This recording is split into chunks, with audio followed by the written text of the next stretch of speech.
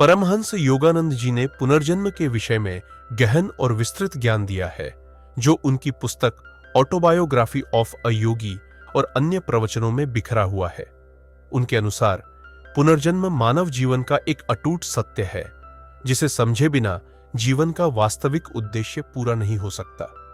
योगानंद जी कहते हैं कि आत्मा अमर है और शरीर के नष्ट होने के बाद भी वह नष्ट नहीं होती, बल्कि एक नए शरीर में प्रवेश करती है।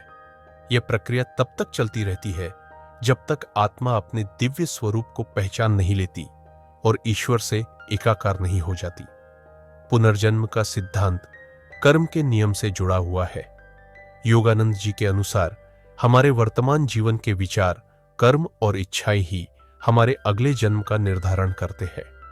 जिस प्रकार एक बीज में पूरा वृक्ष छिपा होता है, उसी प्रकार हमारे वर्तमान कर्मों में हमारा भविष्य छिपा होता है। यदि कोई व्यक्ति इस जन्म में अच्छे कर्म करता है, दूसरों की सेवा करता है और ईश्वर की भक्ति में लीन रहता है, तो उसका अगला जन्म उसके अनुकूल परिस्थितियों में होगा। इसके विपरीत यदि कोई बुरे कर्म करता है, हिंसा, झूठ और लोभ में फंसा रहता है, तो उसे अगले जन्म में दुख और कष्ट भोगने पड़ेंगे। योगानंद जी ने बताया कि पुनर्जन्म केवल मनुष्य योनि तक सीमित नहीं है। आत्मा अपने कर्मों के अनुसार किसी भी योनि में जन्म ले सकती है। यदि कोई व्यक्ति पशुओं जैसा आचरण करता है, तो उसकी आत्मा पशु योनि में जा सकती है। इसी प्रकार यदि कोई व्यक्ति देवताओं जैसा पवित्र जीवन जीता है, तो उसे देव योनि प्राप्त हो सकती है। लेकिन मनुष्य योनि सबसे महत्वपूर्ण है, क्योंकि केवल इसी योनि में आत्मा अपने कर्मों को समझकर मुक्ति का मार्ग चुन सकती है। योगानंद जी ने अपने प्रवचनों में कई उदाहरण देकर पुनर्जन्म के सिद्धांत को समझाया है। एक बार उन्होंने बताया कि कैसे एक व्यक्ति को अपने पिछले जन्म की यादें आई और उसने अपने पूर्व जन्म के परिवार को पहचान लिया।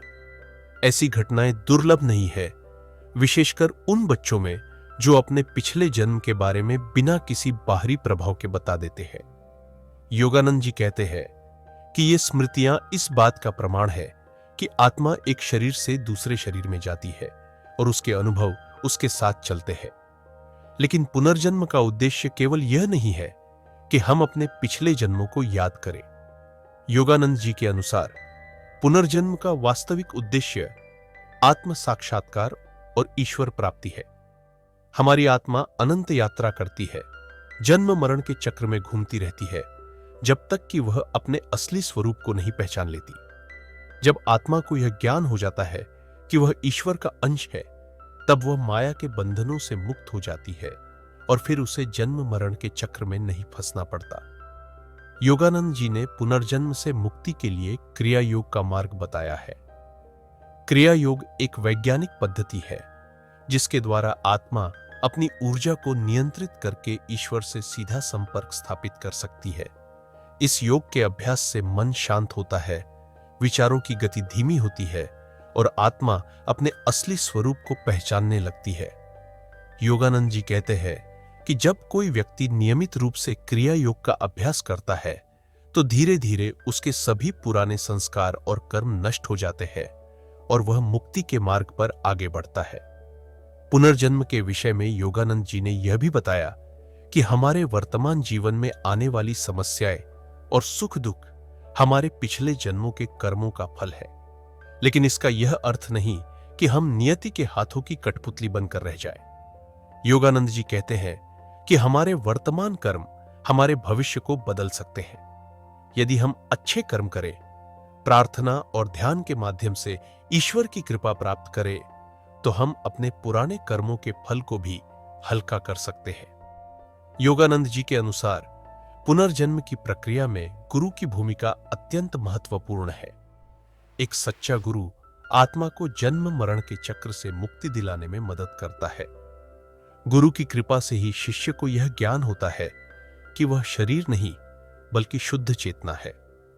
योगानंद जी ने अपने गुरु युक्तेश्वर गिरि जी का उदाहरण देते हुए बताया कि कैसे गुरु शिष्य को आध्यात्मिक ज्ञान देकर उसे मुक्ति के मार्ग पर ले जाते हैं। योगानंद जी ने यह भी स्पष्ट किया कि पुनर्जन्म का चक्र तब तक चलता रहता है जब तक आत्मा में ईश्वर प्राप्ति की तीव्र इच्छा नहीं जागती। जब आत्मा पूरी तरह से ईश्वर की ओर मुड़ जाती है तो उसके सभी कर्मों का लेखा जोखा समाप्त हो जाता है और वह मोक्ष को प्राप्त कर लेती है। मोक्ष का अर्थ है जन्म मरण के चक्र से पूर्ण मुक्ति। इस प्रकार परमहंस योगानंद जी ने पुनर्जन्म के विषय में गहरा ज्ञान दिया है, जो न केवल वैज्ञानिक है बल्कि आध्यात्मिक दृष्टि से भी पूर्ण है। उनके अनुसार पुनर्जन्म को समझकर ही मनुष्य अपने जीवन का वास्तविक उद्देश्य पूरा कर सकता है और अंततः ईश्वर से एकाकार हो सकता है।